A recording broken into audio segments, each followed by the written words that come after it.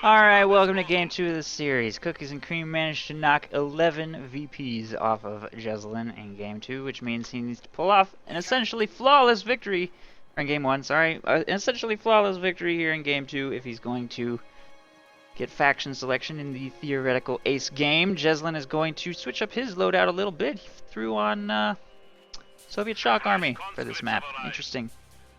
I don't know if I think he's going to pick it, but he equipped it for whatever reason. Cookiez, meanwhile, has thrown Mobile Defense, Defensive Doctrine, and Blitzkrieg in his loadout, so that'll be interesting. 2 Grenadier opening for him, 2 Conscripts also making their way onto the field.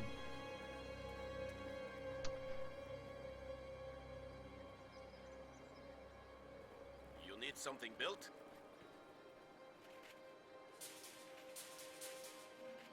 Structure complete. Taking fire! We have more conscripts at our disposal. Yes?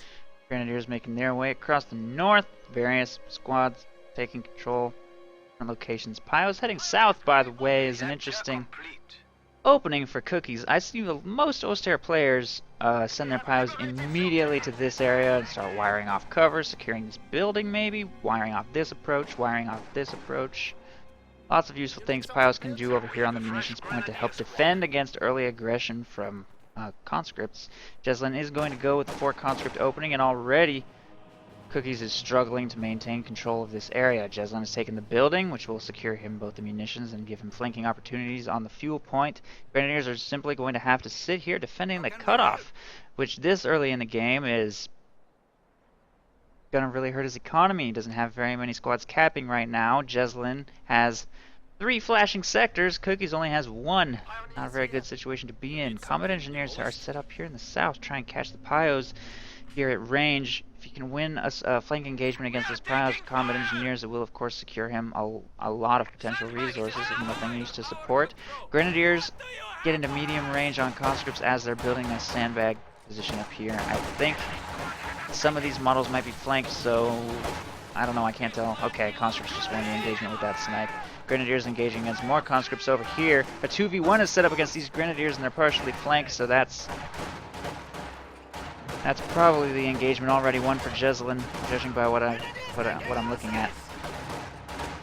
This squad in open ground going down very fast. Our opponents are seizing a sector. Grenadiers engaging against conscripts inside of the church, and combat engineers have won the flank engagement against these Pios. I don't even know how. I missed it, but there's only 1 model remaining, and manpower bleed on Cookiez is already more than he can probably afford. What is he doing? Just charged. Oh, geez. Just looking at model losses already, we see some serious problems.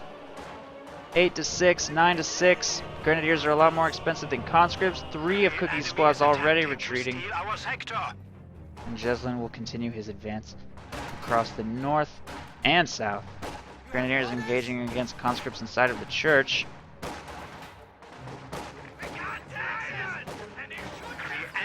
Broken our supply lines.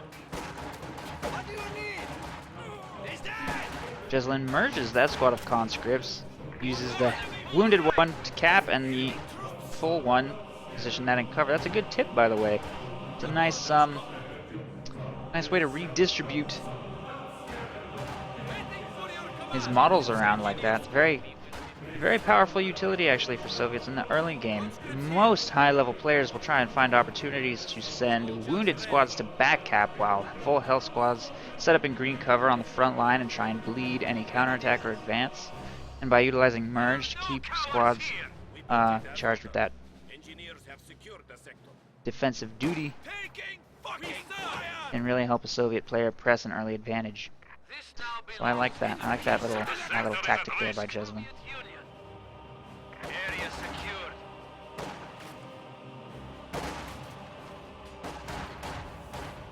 We are losing territory. Promoted for our bravery, brothers. We are ready to build it or blow it. Combat engineers are going to retreat, possibly for some early tech. Jesulin has chosen Soviet Shock Army, so no call-in tanks this game. Not that he's been making particularly heavy use of them today. at all, I don't The think. enemy is taking what we have secured. Well done, comrades. The point is ours.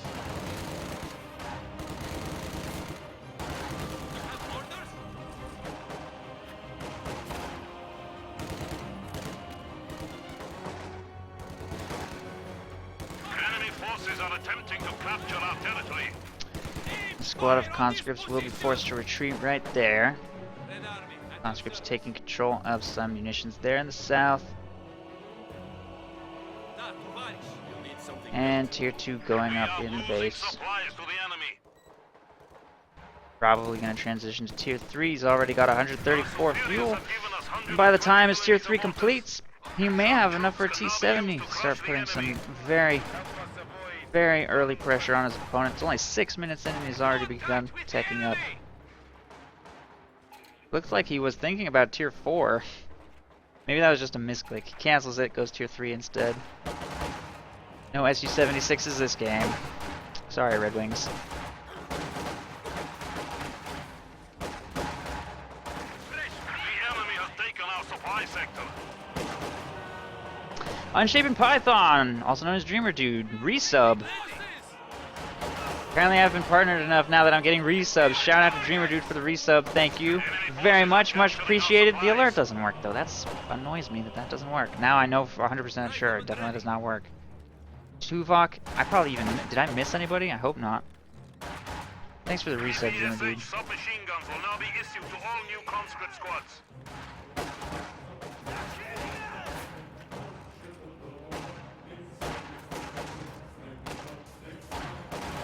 Conscripts here. The enemy has us ranged. We are ready.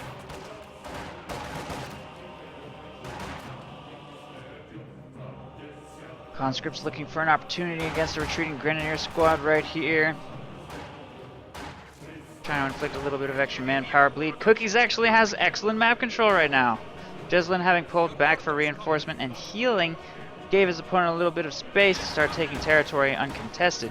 Conscripts are moving up to punish now, with PPSH upgrades popping as soon as they arrive. He's going for wipes, almost picks up that Grenadier squad. All 3 of those models actually get away though, somehow.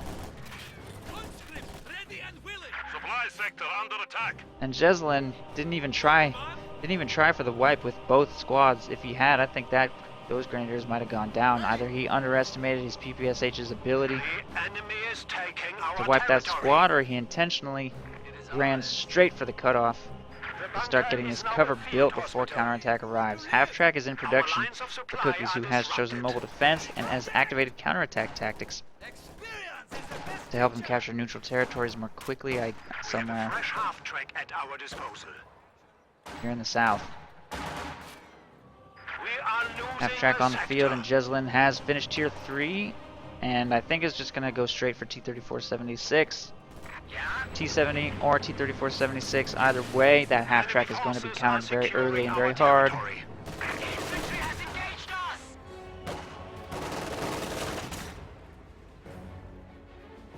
The enemy is attempting to steal our sector.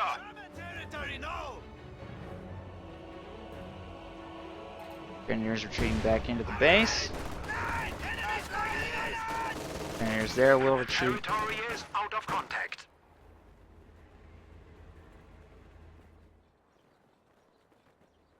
The enemy is taking our territory. These conscripts move to take control of the munitions here in the north, and Jesulin is rapidly taking massive map control back, throwing some defenses down here in the south. Mines. He's also got a minesweeper of his own, just in case. Although I don't know if Crazy Man has gotten the munitions together for, or not Crazy Man. Why did I say that? Cookiez has gotten the munitions together for any defenses of his own. He can barely afford this flamethrower and healing. Get like 1 LMG, and that'll be pretty much it. Conscripts trying to hold the line there will be forced away. That squad of conscripts also going to be forced away. More PPSHs moving up to try and push back these Grenadiers, while Cookiez slowly advances back across the north to reconnect his fuel. T-34 in production though. Once that hits the field, Cookiez' very minor amount of map control that he's vying for is probably going to get shut back down. Late retreat on those Grenadiers. Is that the first wipe of the game? think it is. Ready for combat. Jesulin picks up first blood with his PPSH conscripts right there. I need Ami Polizei to come do his axe impression. Half-track awaiting orders. I don't know, crazy man. Some sort of subconscious Grenadier squad is ready. Freudian slip. Apparently I don't think you can beat Jesulin, I guess.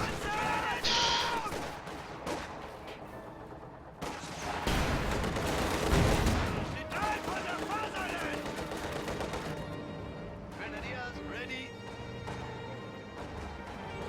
We get better every day. Enemy forces Grenadiers are engaging as securing our Minesweeper here in the territory. south actually managed to squeeze behind this shed, taking it down quick. I'm not sure Jesulin is monitoring that. There's the retreat. Oh, he was trying to stall, I think. These PPSHs into the retreat path. Gonna try and execute a tight flank here. He's got one in the retreat path and one trying to force the retreat, trying to pick up the squad, maybe. I don't think they're damaged enough though. Cookiez reacted a little too soon, and it looks like that squad is going to get away. Maybe. Barely. T-34 still awaiting repairs over here. We are But losing a Cookiez sector. with his with the power of the half track, like I was saying before, really gives you a lot of staying power. It's going to be expensive to reinforce those squads, but he does get the munitions point back, and with the T-34 having engine damage, it's not currently available to hunt and destroy it, but Cookiez needs to get AT guns out soon. The enemy is attempting Or that to steal T-34 is our just going to sector. bully him off the field. It's just a matter of time. His mine detonates here in the south. We're going to see another usage of counterattack tactics, which is kind of fun, actually. Now that he's got 3 sectors flashing, that might actually help. You can see that it captures pretty fast with the counterattack tactics going. 35 munitions to activate, and boom. All those territories will get captured very quickly before Jesulin makes it back to the front line. So this time, I actually think that was a pretty good usage of that ability. You don't see it very frequently. And when you do see it, it doesn't do that much, so fun to see Cookiez and Cream actually find a real opportunity to make that ability count. Puma on the field as well from mobile defense. Jesulin does not have AT grenades purchased yet. Cookiez gambled a little bit diving and pushing. Pops smoke to help his half-track get to safety. Got lucky that time. He won't get lucky twice. AT grenades in production here for Jesulin. He will not be able to make aggressive vehicle maneuvers with his light vehicles like that again, and he probably knows that. But he does get both of these back to safety, and now the T-34 knows there's a Puma on the field. It might be a little bit more careful in its maneuvers as well. Not that it's been making any very aggressive maneuvers. Jesulin's being very careful, just in case of Teller mines. Very slow and steady advance, and leading the way with conscripts to take the cutoff and fuel, and only use the T-34 really as needed to keep that half-track and Puma Opponents are seizing a sector. irrelevant. We are forced to be reckoned with now. The enemy has our lines of supply are disrupted.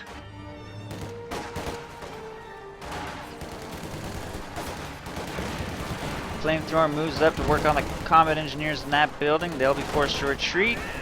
Grenadiers get caught out of position for too long. And there's the snipe. Our brave infantry is dying.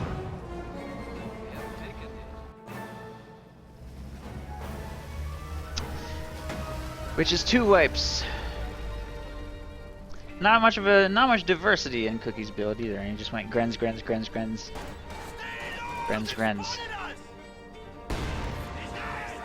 Which makes the lack of LMGs concerning. He can't get the munitions together because he keeps using counterattack tactics. And abilities like this, which seem like they should have good utility. Oh, that engine damage! Was that an AT grenade? I think so. That's probably a dead Puma. T-34 takes engine damage in pursuit. Puma takes one final shot while out of control, but it will be destroyed. T-34 is pulling back to safety slightly. Cookiez just lost his 1 Pio squad, dropping a flamethrower as well. Second T-34 also on the field to potentially seal the game. If Cookiez couldn't handle 1 T-34, he definitely can't handle 2. Finally, he will queue up an AT gun 15 minutes in, which is just too late. A Puma requires very precise micro to deal with 1 T-34. And as soon as he took engine damage, that Puma was effectively dead. The Russians are coming!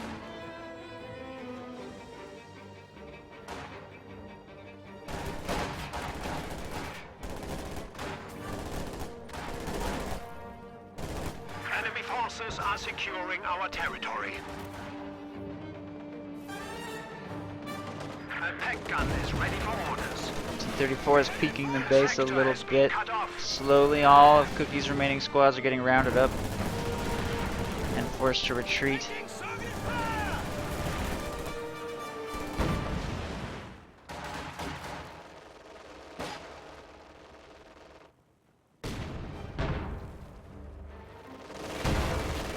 There's the AT gun. Jesulin putting a little bit of minor pressure on the base. Takes out one bunker. Will be forced to retreat. With this bunker gone, the front door is essentially wide open. Jesulin might even just charge.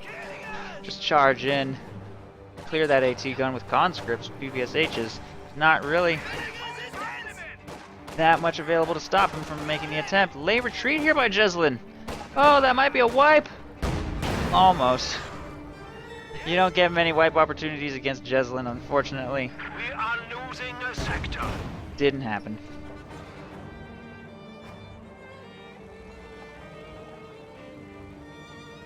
Not that Jesulin can't afford to replace that loss. He has almost 1,000 manpower. He's trading so cost effectively. He is up to 64 to 47. With a much higher reinforced cost of grenadiers to conscript, that number is even worse than it looks.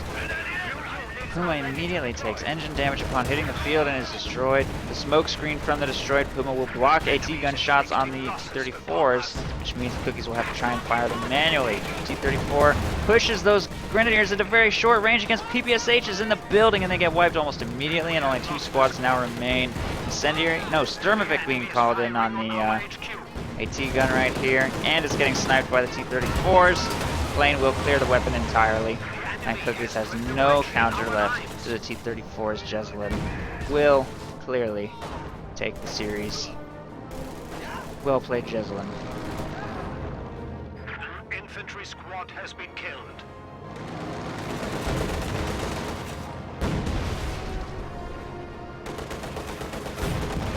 The enemy is firing on our HQ. We are ready! More territory for the Reich! GG, and Jesulin has defeated his 4th challenger.